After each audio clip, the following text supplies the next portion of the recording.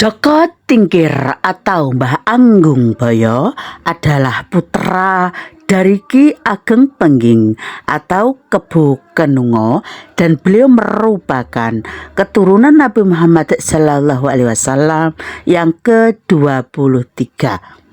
Di dalam menjalankan misinya ke Demak Bintoro, beliau dikawal oleh buaya berjumlah 40 yang takluk kepada Joko Tingkir karena Joko Tingkir memiliki azimat berupa pusaka ikat pinggang yang bernama Timang Kiai Bajul Giling yang diberikan oleh gurunya bernama Ki Buyut Banyu Biru, dan akar tanaman pohon di depan makam beliau Joko Tingkir inilah yang diyakini sebagai jelmaan dari buaya tersebut.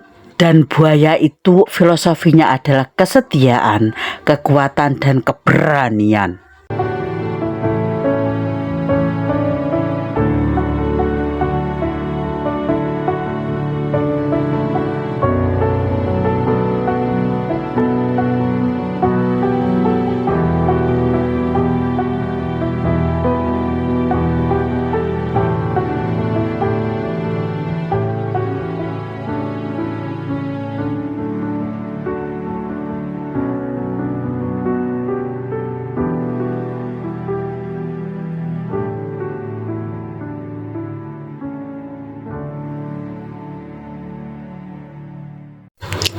Sigra milir kang ketek sinangga bajul,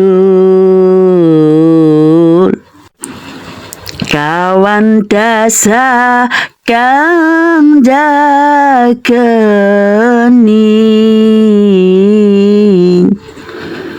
ing ngarsa miwah ing bungkur, tanapi ing kanan keri, sang ketek lampahnya alen, sigra milir kang ketek sinangga bajul, kawan dasa kang jageni ing ngarsa miwah ing bungkur, mengalirlah segera sang rakit,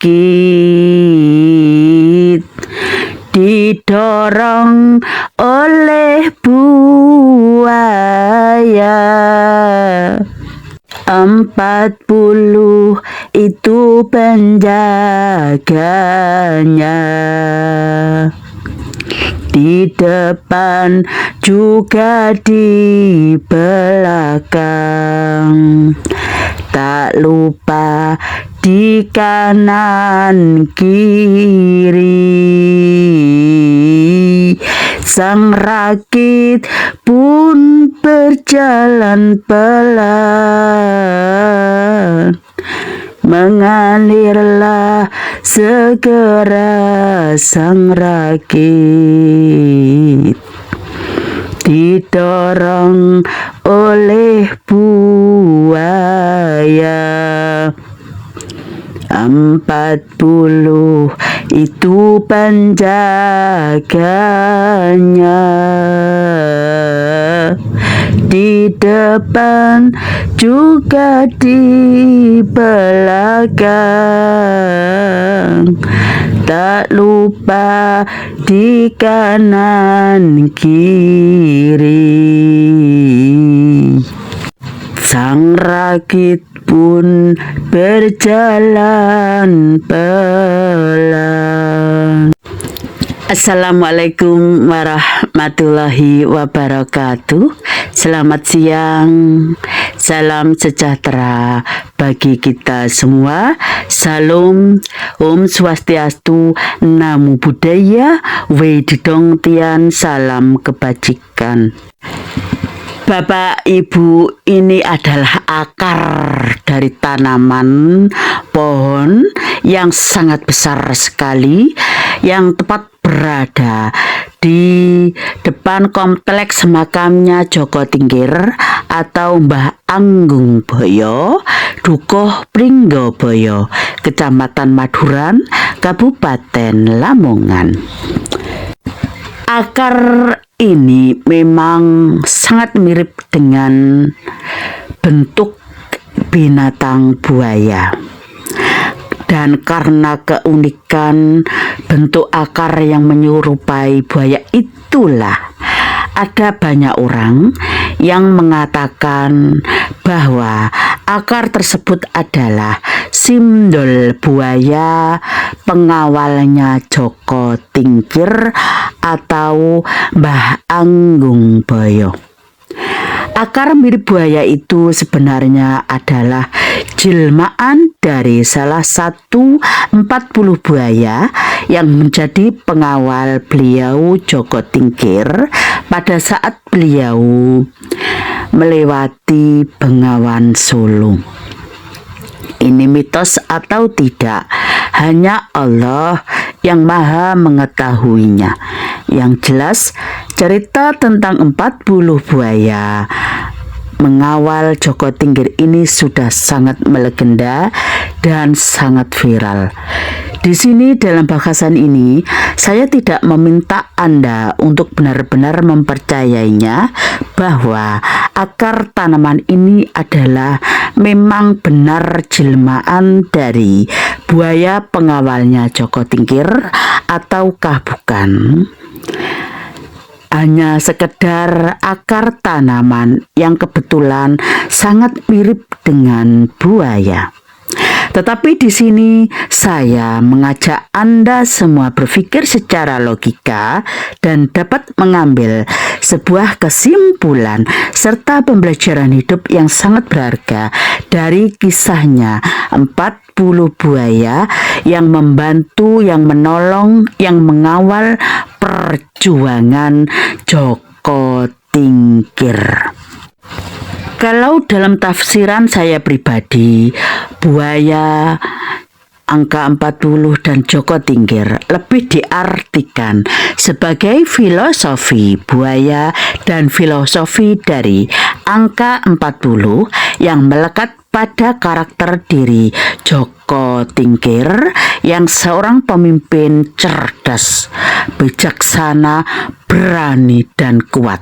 Seperti filosofinya buaya dan angka 40 yang memang merupakan angka istimewa dalam Al-Quran. Loh, nah terus ceritanya bagaimana 40 buaya tiba-tiba kok menjadi pengawalnya Joko Tingkir? Iya, begini ceritanya. Joko Tingkir memiliki pusaka berupa ikat pinggang atau kita menyebutnya sebagai timang yang bernama Kiai Bajul Giling yang diberikan oleh gurunya yaitu Ki Buyut Banyubiru atau Ki Kebo Kanigoro. Karena konon timang Kiai Bajul Giling yang dibuat oleh Ki Buyut Banyubiru terbuat dari biji baja murni yang diambil dari dalam gumpalan magma lahar Gunung Merapi dan juga terbuat dari kulit buaya. Dengan kekuatan gaibnya, biji baja murni itu oleh Ki Banyubiru dibuatlah menjadi pusaka. Kekuatan gaib yang dimiliki timang Kiai Bajul Giling itulah yang telah membuat Joko Tingkir sangat sakti sekali. Barang siapa yang memakai ikat pinggang Kiai Bajul Giling ini, maka dia akan kebal dari segala macam senjata tajam dan ditakuti oleh semua binatang buas. Hal ini selain kekuatan alami yang dimiliki oleh inti biji baja murni itu sendiri, juga karena adanya kekuatan raja yang berkekuatan gaib yang diguratkan Ki Banyu-Biru di seputar timang Kyai Bajul Giling. Joko Tingkir sebelum berguru kepada Ki Banyu-Biru, beliau ini merupakan murid dari Sunan Kalijaga dan Ki Ageng Selo. Setelah berguru kepada Sunan Kalijogo dan Ki Ageng Selo, Joko Tingkir lalu disuruh untuk mengabdi ke Keraton Demak Bintoro di Kesultanan Demak. Inilah Joko Tingkir melamar sebagai pengawal pribadi. Joko Tingkir yang pandai menarik simpati Raja Demak Trenggolo, beliau kemudian diangkat sebagai kepala prajurit Demak yang berpangkat Lurah Wiratamtama, dan beberapa waktu kemudian Joko Tingkir ditugaskan menyeleksi penerimaan prajurit baru. Orang pelamar yang bernama Dadung Ngawuk yang sangat sombong dan suka pamer kekuatan. Ketika di hadapan Joko Tingkir, Dadung Dawuk tidak ingin diseleksi seperti yang lainnya, namun malah ingin menjajal kesaktian dari Joko Tingkir. Karena Joko Tingkir merasa diremehkan, Joko Tingkir sakit hati dan tidak bisa menahan emosinya, sehingga Dadung Dawuk ditusuk dengan sadak kinang atau tusuk konde yang menembus jantungnya Dadung Dawuk. Akibatnya Dadung Dawuk meninggal dunia dan Joko Tingkir pun dipecat dari ketentaraan yang kemudian diusir dari Demak karena ceritanya Dadung Dawuk ini adalah kerabat Kesultanan Demak sendiri. Joko Tingkir pergi dengan membawa kesedihan yang luar biasa yang ada dalam hatinya. Dengan rasa putus asa, Joko Tingkir pulang kembali dan rasanya ingin mati saja. Dua orang pertapa, Ki Ageng Butuh dan Ki Ageng Ngerang, yaitu suami dari Putri Bondan Kejawen atau adik Ki Ageng Getas Pendawa, kakek buyut Panembahan Senopati, memberinya semangat. Ketika Joko Tingkir berziarah pada malam hari di makam ayahnya, yaitu yang bernama Ki Ageng Pengging, di sana Joko Tingkir mendengar ada suara atau wangsit yang menyuruh Joko Tingkir agar pergi ke tokoh keramat yang bernama Banyu-Biru. Lalu Joko Tingkir pergi menemui Ki Buyut Banyu-Biru, dan Ki Buyut Banyu-Biru yang telah mengetahui maksud kedatangan Joko Tingkir pun langsung menerimanya sebagai murid. Oleh guru yang sakti ini, Joko Tingkir diberikan pelajaran-pelajaran ilmu kedikjayaan di Gunung Lawu. Salah satunya adalah dengan merendam diri dalam sungai yang sangat dingin dengan tujuan agar mengendalikan hawa nafsu yang ada dalam diri Joko Tingkir. Setelah berguru kepada Ki Buyut Banyu-Biru beberapa bulan lamanya, Joko Tingkir akhirnya diperbolehkan untuk menemui kembali Sultan Demak guna memohon pengampunan atas kesalahan yang pernah dilakukannya, yaitu membunuh Dadung Dawuk. Dan sebelum berangkat ke Demak, Ki Buyut Banyu-Biru memberikannya azimat berupa pusaka ikat pinggang yang dinamai Timang Kyai Bajul Giling. Dan dalam perjalanan kembali Joko Tingkir ke Demak itulah beliau melakukannya dengan memakai gedekan atau rakit yang hanya terdiri dari susunan beberapa batang bambu. Saat melewati Kedung Srengenge, Joko Tingkir menghadapi hambatan karena adanya sekawanan buaya yang berjumlah 40 ekor yang menjadi penghuni dan penjaga Kedung Srengenge tersebut. Percaya dengan kekuatan gaib dari timang ikat pinggang Ki Bajul Giling tersebut yang diberikan oleh Ki Buyut Banyu Biru, Joko Tingkir nekat mengayuhkan getekannya memasuki kawasan Kedung Srengenge. Bahaya pun mengancam. Getekan yang ditumpangi oleh Joko Tingkir dihadang oleh buaya, dan buaya-buaya yang berjumlah 40 itu mengitari getekannya Joko Tingkir. Namun berkat kekuatan gaib dari timang Kiai Bajul Giling itulah buaya-buaya yang semula buas beringas seketika menjadi lemah dan akhirnya tunduk pada Joko Tingkir. Bahkan ke-40 ekor buaya itu menjadi pengawal perjalanan Joko Tingkir selama menyeberangi Kedung Srengenge dengan berenang ke kiri ke kanan, depan dan belakang mengitari rakitnya atau getekannya Joko Tingkir. Sehingga kemanapun Joko Tingkir pergi pasti ada sekawanan 40 buaya itu yang selalu mengawalnya. Bapak Ibu, kesimpulan dan pembelajaran dari cerita tentang Joko Tingkir yang ditolong dan dikawal oleh 40 buaya adalah: 1. Buaya memiliki filosofi kesetiaan, kekuatan dan keberanian.